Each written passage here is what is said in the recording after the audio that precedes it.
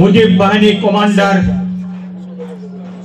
জনাব আলাউদ্দিন খান, আমরা ওনার দীর্ঘায়ু কামনা করি।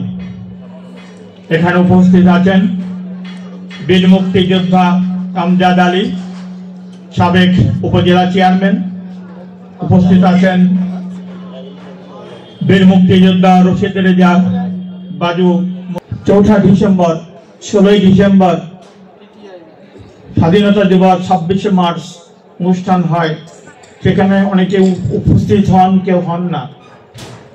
ওনার দায়িত্ব আমি মনে করি, আমি ব্যক্তিগতভাবে মনে করি, ওনাকে আমি অনুরোধ করব এই কাজটা আপনিই করতে পারেন, যে আপনি সকল মুক্তিযোদ্ধাকে একত্রিত করবেন।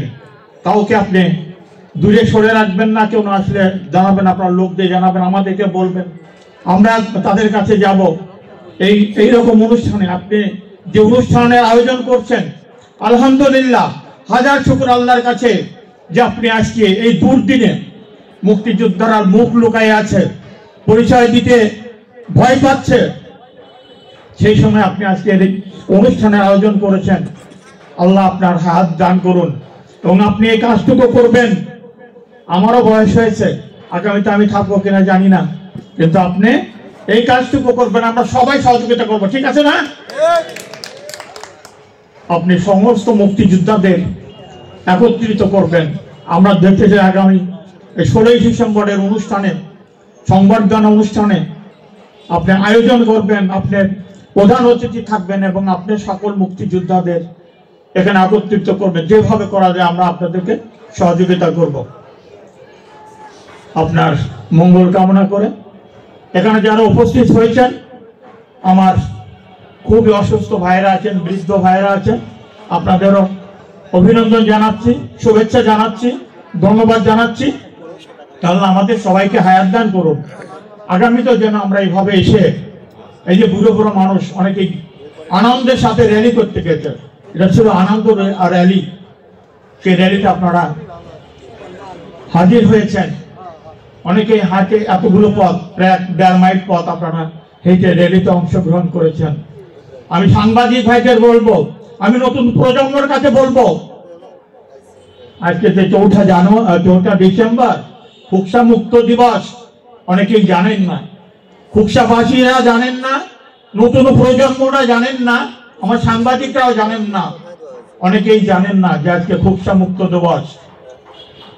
71 না ঘটলে, এই 4 ডিসেম্বর না ঘটলে, 16 ডিসেম্বর না ঘটলে আমরা তো বাংলাদেশ পেতাম না। তাই আপনাদের সকলের দায়িত্ব আছে। এই বুড়া বুড়া মুক্তিযোদ্ধাদের শুধু দায়িত্ব নয়, আপনাদের খানের দায়িত্ব নয়, ফজলুল হক সাহেবের দায়িত্ব নয়, আপনাদের সবার দায়িত্ব। এই দিনগুলো প্রচার করবেন। আপনার সাংবাদিকরা যারা আছেন, আপনারা প্রচার করবেন যে আজ খুকসা মুক্ত দিবস। একটা কথা বলেই, এই খুলনা বিভাগের মধ্যে, খুলনা বিভাগের মধ্যে সর্বপ্রথম এই খুকসা মুক্ত, হানাদার মুক্ত হয়েছিল 4 ডিসেম্বর। এরাও একটা তথ্য। এই আলাউদ্দিন খানের নেতৃত্বে আমরা গর্বিত লোক, গর্বিত সন্তান, আমরা গর্বিত মুক্তিযোদ্ধা, খুকসাবাসী, আপনারাও গর্বিত। তাই এটাই প্রচার করবেন আগামীতে, যেন সবাই জানে। মানুষ আমাদের র্যালি দিকে হা করে তাকাচ্ছে, কিসের র্যালি, কারণ এটা জানেন না, প্রচারও হয় নাই, আর আরো প্রচার করতে হবে। আমার বক্তব্য বেশি হয়ে যাচ্ছে। আমরা আজকে বহুদিন পরে আমাদের সেই কমান্ডার, আজকের প্রধান অতিথি জনাব আলাউদ্দিন খানের মুখ থেকে আমরা অনেক কথা শুনবো। সেই শুনবার জন্য আমরা উন্মুখ হয়ে বসে আছি। সবাইকে ধন্যবাদ দিয়ে, সবার দীর্ঘায়ু কামনা করে, সবার কাছে দোয়া চেয়ে আমি আমার বক্তব্য শেষ করছি।